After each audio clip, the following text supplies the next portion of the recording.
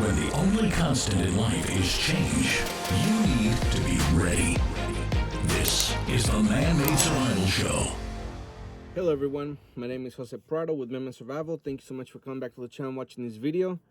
And I mean, we've known for a while now that there was going to be a second wave, right? I mean, I've talked about it in about, 2 or 3 videos ago.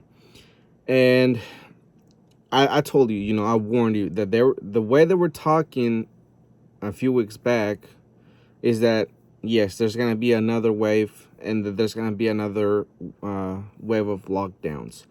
And a lot of people, of course, don't believe that it's going to happen again. There's a lot of people, even the president, saying, no, we're not going to close down the country again, which is going to continue to get people back to work. Everything's going to go back to normal. And that was pretty much the talking points for about 2 months, somewhere between mid-April till June, and even till last week, or this week. And of course, I'm pretty sure that by now you've heard that Dr. Fauci has come out and say that if we continue the way we're going, that we're going to be in a bad shape, which is, of course, the first headline that I'm going to start off with today. But before I show you the headline, I want to remind you about the store that we just opened. It's Man-Made Survival Store. We have a lot of stuff on there, a lot of survivor gear that you're going to need in order for you to survive an EMP, for example, nuclear attack. We also have bug out bags and a bunch of other stuff there. So I encourage you to go and check it out, manmadesurvivalstore.com. All right, so the first headline that I have for you is this one.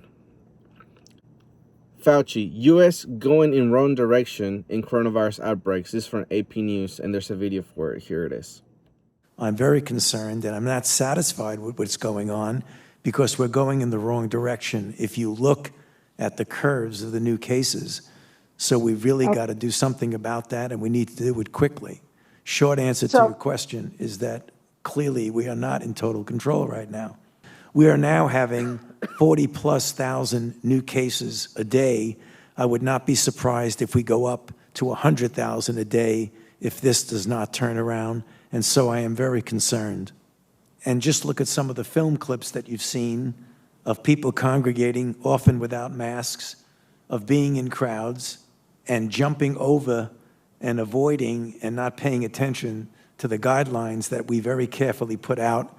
We're going to continue to be in a lot of trouble, and there's going to be a lot of hurt if that does not stop. All right, so he looks upset, right? He looks angry, I guess you could say angry. He's giving a very dire warning. He's probably sounding a little more, I guess you would say, alarming than the first time around. Because if you remember a few months back when everything just started, they were saying, don't worry about it. It's just the flu. It's like a severe flu. Nothing's going to happen. You don't need a mask. Nancy Pelosi come out and say, come out to Chinatown. Nothing's happening over here. And then suddenly the hammer came down, and then boom, everybody's in lockdown. Nobody can go anywhere. Everybody's going to die in the next 2 days. And of course, they made a big deal. We went into lockdown, and then the rest is history. All right. So, of course, now this second time around that they have come out and said it, a lot of states have seen spikes in the coronavirus cases. As he mentioned, right now there's about 40,000 new cases a day. He expects it to go up to 100,000 a day, and because of those numbers and his warnings and his alarming to the state governors and everybody, some states have actually gone back down into lockdown. 1 or 2. I know California is one of them, and even some stores or restaurants or whatnot, they actually have laid off people once again. The same people that they had brought back when everything reopened, now they're back into layoff. Okay, and of course that's not something that can be, I guess, it's not something that you can keep doing, because that's just gonna make the economy a lot worse. I mean, we're already gone into recession. We're in the worst recession that we've been in a very long time. Some people are calling it depression. Other people are saying we're going to go into hyperinflation because of everything that we're doing as far as the Federal Reserve and the government as a whole. All right. So I guess the mentality of a lot of people now is that, for one, there's no real virus going on. And if there is, it's not very lethal. Conflicting reports from different media outlets have come out and say that the virus is either very contagious or it's so weak that it's gonna go away on its own and we're not gonna need a vaccine. Of course, you still have Bill Gates pushing the whole vaccine thing, saying that they have to get ready, have everything ready in place for when they do have the vaccine, they can go ahead and mass produce it as quickly as possible and give it to the first responders, about 60 million people. So those plans are still in place, right? And as I mentioned time after time in the past, is that it doesn't really matter what we think about it. It's what the government thinks about it. What Fauci keeps telling the government officials to think about it. All right. Of course, all like he said at the end of the video, people are not listening to the guidelines that we very carefully put in place. So if at least in the eyes of Fauci, is going to be the blame is on you for not listening to what they're talking about. If you lost your job, then it's your fault. If you got sick, it's your fault. If you didn't wear a mask and everything happened, it's your fault, right? So they're getting the blame off of them for taking the measures that they're taking, even though we see that the economy has crashed, that we have gone in the past 6-7 months, we have, our debt has gone way over where it should be for the fiscal year. I think we're about $7 to $8 trillion in debt just in 6 months. So the debt has increased exponentially, and they're talking about another package that they're going to pass this in the month of July. And more than likely it's going to pass. It's going to have another round of money for people, even though there's millions of people who still have not had it. Even there's people who file their taxes by mail. They haven't even received their money, and they're saying that they might not even receive it until the next year's taxes get filed, and they're going to send it all together. There's people like that. There's still other people who have not been able to get in the system to get their unemployment. Just last week, we added another 1.5 million people into the unemployment numbers, and the possibility of that, even though they didn't really say why, is it might be because they just got to them the week before. So if there's still people in line to receive the benefits, then more than likely a lot more people are out of work. All right, so going back to what I was talking about, the people are just, they're saying forget about it. We're not gonna go another lockdown. For all we know, the virus is not real, and we're not gonna listen to the guidelines or anything like that. We're not sheeple. All right, so much so that the sheriffs are saying the following thing. Don't be a sheep. Sheriffs rebel against new statewide mask requirements. This from mysanantonio.com. All right, so just going off the headline, the sheriffs, and that it's not just in San Antonio, it's in other places too. They're saying that they're not going to enforce what the governors have said, what the mayors have said, because they realize that it's gonna cripple the economy even more. People who are not following the guidelines are not in a good position for them to be fined, to be taken into prison for doing the things that the governors have mandated for them to do. There's a lot of places who have been in lockdown for how long? Over 60, I think they're going 90 days, some places. And even though they're reopening slowly, but still we have been into this type of lockdown, or at least restrictions, for a very long time. And that's exactly what I said at the beginning of all of this, back in February, maybe even March, when we were going into lockdowns. I said, you need to prepare for you to be in a lockdown longer than what they're stating, because we saw that in Wuhan, they were in lockdown for over 72 days. Some places have even gone back into lockdown. A couple 100 million people back into lockdown.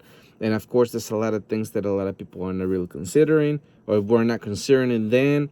Now, the second time around, some are still in denial. So you have to really be careful, right, when it comes to something like that, because even if you don't agree with it, the governors and the police are going to enforce the guidelines that the federal government is going to put out, and you may even end up in prison. You may even lose your job permanently.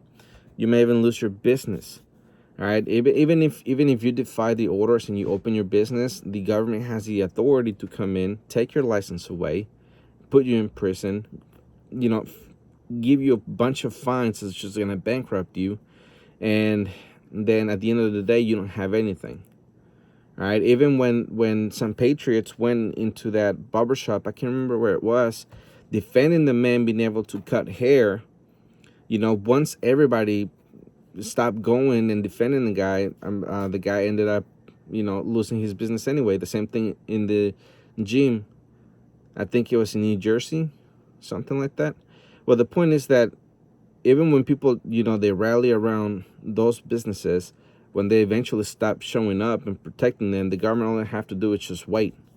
And we saw that even turn off the lights, cut the sewer, and, they made it impossible for them to be able to operate. So that's what the government is going to do. Now, is that going to create a response from everyday citizens? Yes, it is. The only reason we didn't see a continue of patriots and other citizens from really rising up is because the riots started, because of George Floyd and everything. That's the reason why we didn't see more states, because there were states. If I'm not mistaken, there were 20 states. I'm going by memory. About 20 states that were starting to rebel against the lockdown. All right. Some places did not lift them. Some places lift them slowly. But the point is that now we're going into it again, once again. All right. My next headline points to how bad the economy is. Here it is. Nearly half of the U.S. population is without a job, showing how far the labor recovery has to go. This from CNBC.com. All right, so they promised us that we were going to have a V-shaped recovery that we've never seen. It never materialized. All right, and it's more like it keeps going lower and lower. And even though some people are kind of like saying that the economy is good because the stock market has increased, everybody that really knows what's going on knows that all that is rigged because of what the Federal Reserve has been doing with loans, with buying bonds, with buying junk bonds, with giving out money to private corporations, to a bunch of things they have been doing. That's how they're pulling off for the dollar not to crash yet, but it's going in that direction. They pull off a lot of things that's making it look like the stock market had a rally, that everything's going okay, that the recovery is coming back. But the fact of the matter, as far as the numbers going, how everyday people are living, is not so. And for a lot of people, the unemployment that they have been enjoying for the past few months, that was extended all the way to July 31st, is going to come to an end. And that is the reason why they're talking about another stimulus package, so they can extend that. Because even though the unemployment help ends July 31st, the help for the businesses as far as the PP is the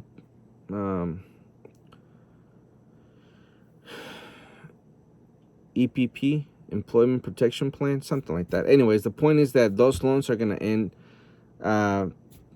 October 31st. So that the protection that those employers were giving those employees for them to be able to stay, even though some restaurants can only have 1/4 of their business and other stores can only operate about 50%, when on a regular, in any other given year, on a regular day, they needed a full capacity 24/7 in order for them to even stay afloat. When you cut that in half or even a fourth, then they won't be able to afford it. With the loans that are forgivable by them keeping their employers, when that ends, October 31st, then since those businesses won't be able to afford it anymore, a lot of more people are gonna lose their jobs. So just wait and see that those numbers are gonna increase more than half. All right. The projections at the beginning of all of this was that over 50 million people were going to lose their job, and a lot of people thought that was insane. That was crazy. That was never going to happen. Fast forward a few weeks and even a few months later, and here we are. And by the end of the year, when it's Christmas and Thanksgiving and all that, it's going to be even worse. We have the election. So there's a lot of things going on all at once. And also a lot of people get the holiday flus.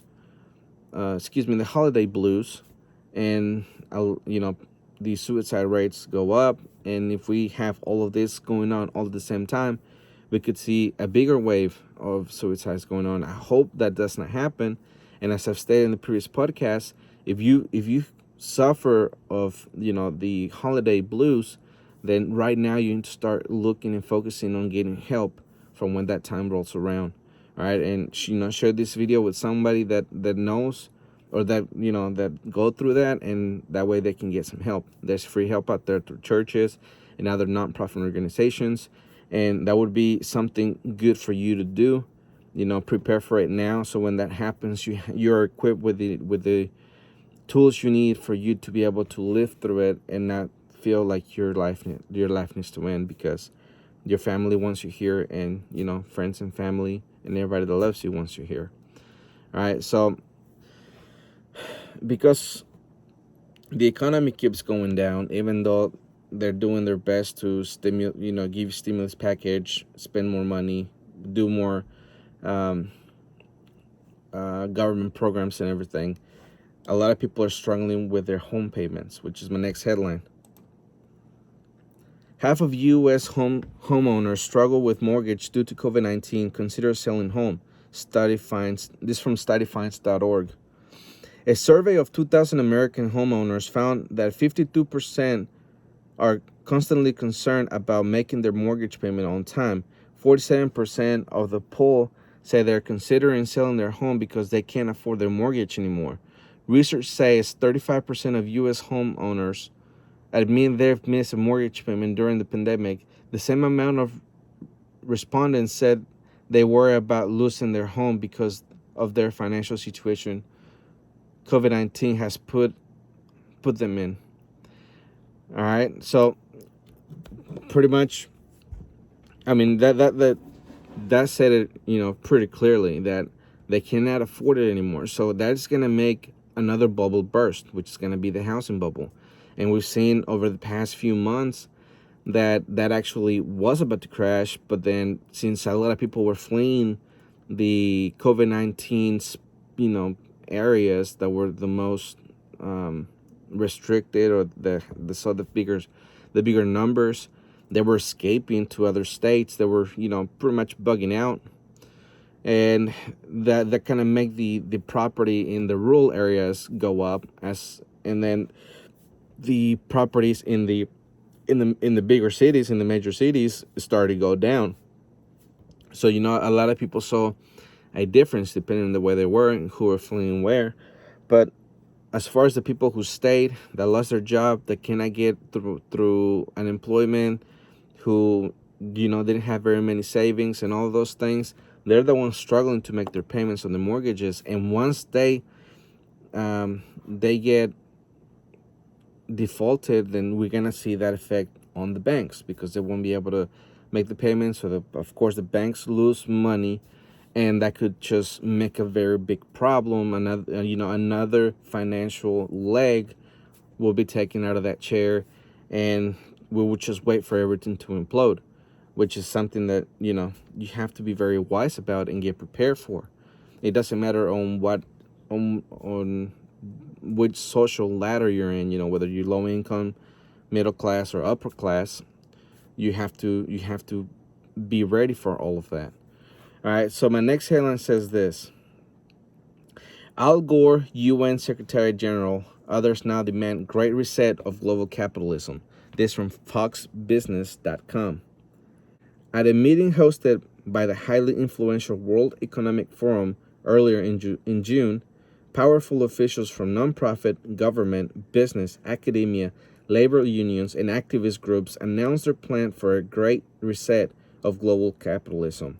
In an article published on the World Economic Forum's website, Klaus Schwab, the founder of executive chairman of WEF, wrote of the Great Reset, quote, "Every country from the United States to China must participate, and every industry from oil to gas to tech must be transformed. In short, we need a great reset of capitalism," end quote.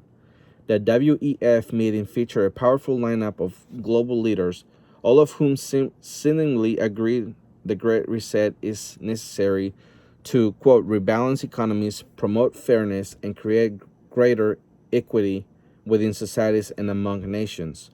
Sarah Burrow, the General Secretary of the International Trade Union Confederation, said, quote, "We want an end to the profit at all costs mentality, because if we don't build an economic future within a sustainable framework in which we are respectful of our planetary boundaries, and we need to change our energy and technology systems, then we will not have a living planet for human beings," end quote. At the World Economic Forum's June meeting, one speaker after another cited climate change and environmental sustainability as a key justification for radical economic changes that would include massive new regulations and restrictions on economic activity, wealth taxes, and expansive government programs compatible to the Green New Deal. All right, so if that headline said anything, is that all of this has been orchestrated. Even if let's say that the pandemic was not, right? A lot of people call it the plandemic. Let's just say that all of this was not, planned. That yeah, it was a real virus that nobody created. That it just by chance it happened because somebody ate a bat, a raw bat in a bat soup, and thanks to that, now we're living what we're living now. So let's say that happened. Just by going with this article, that all these world leaders came out, or not came out, but came together, and they started discussing things that they want to do, things that they want to change, taking advantage of what's going on with the pandemic right now in order for them to have a great reset of capitalism. Then that goes to show that they are planning to crash economies around the world so they can come out with what they want to do, right? So if we just go by that, right, because the World Economic Forum is something very important that happens every year, and the who's who of any country really goes there, just like they go to Davos, all right?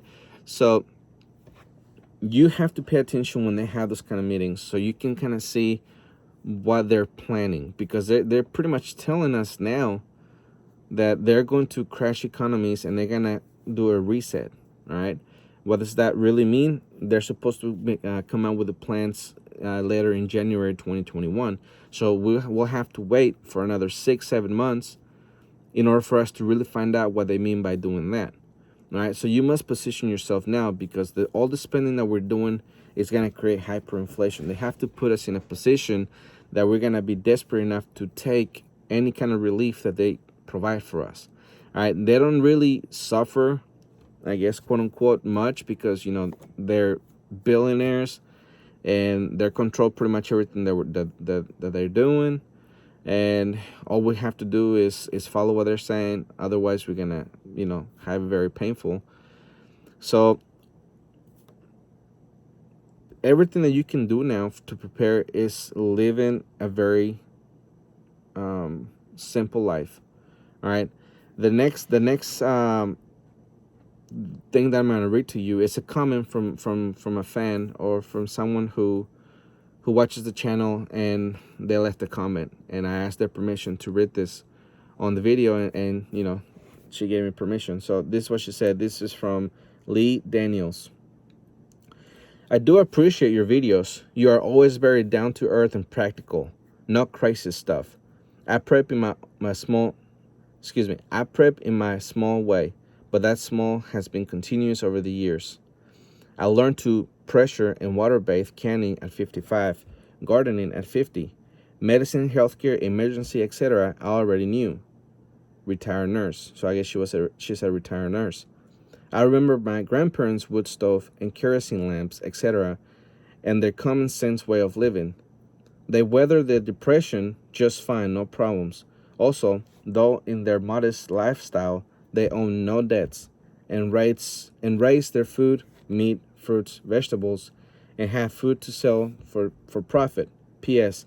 They share with the less fortunate around them, but God help anyone who's tried to steal by force from them. They also believe in guns and ammo. They believe in and respected God, and didn't unquestionably obey authority. All right, so that is a good example of how people should live in this pretty much very difficult times that we're going into. If for some miracle or for whatever reason, whether it's planned or it's the mercy of God, we go back to normal, quote unquote, then to where you get your job back, restrictions are lifted, the economy goes back up, we go back to record lows unemployment, because before all this happened we're at 3%. Now we're over 50%, it seems. So if that was to go back to normal and get fixed, then the time that we went back to normal to the time we would see something like this again, whether it was war or whatnot, you have all the time for you to simplify your living if you have not, or if you weren't already. The whole culture of being in debt, credit card debt, loan debt, different other things that the people do in order to have the lifestyle and support the lifestyle that they have by debt, it's something that has pretty much killed them right now. So if you live in the cities, the best way for you, or the best thing for you to do, is just to get out. All right, that's just smarter in very different ways for preparedness, because as we see now that the concentration in cases and deaths is on the major cities because of all the people. If a place was to get bombed or nuked, would be in a major city, because that would have greater economic impact, it would have greater casualties. It could be a blow that brings the whole country to their knees and to a state of fear. Being in a major city, it's very risky. If you can get a job that pays you the same or even a little bit more in the country, that would be better. Of course, there's a lot of things that you have to get used to living in the country, because it's not going to be as easy as living in the city, in some instances, although it is less dangerous, I guess you could put it. And it would be a little more simple, because most of the people who live in the city are the ones getting the major effects of all of this.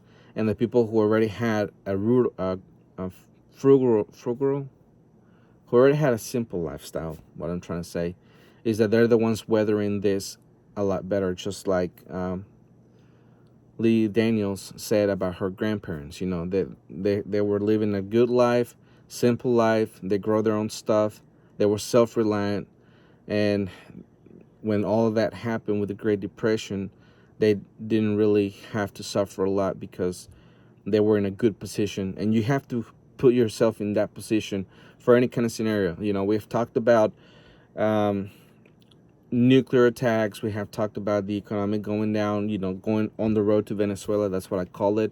The USA is on the road to Venezuela because of all the spending, hyperinflation, or at least the threat of it. All the loans that we're doing, everything that goes along with it.